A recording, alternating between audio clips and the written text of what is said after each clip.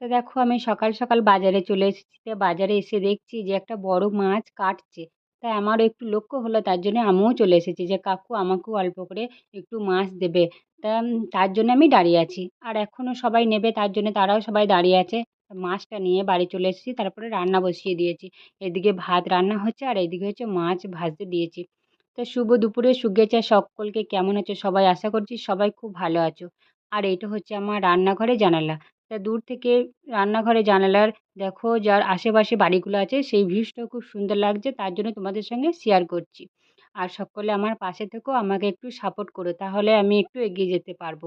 তা দেখো এইদিকে আমি মাছটা ভাজা করছি আর একদিকে হচ্ছে আমি তরকারি কাটতে বসেছি। তো এদিকে রান্না হবে আলু, ডাঁটা, কুমড়ো, উচ্ছে দিয়ে একটা তরকারি বানাবো আর মাছটা রান্না করব। আর কিছু করব না আজকে।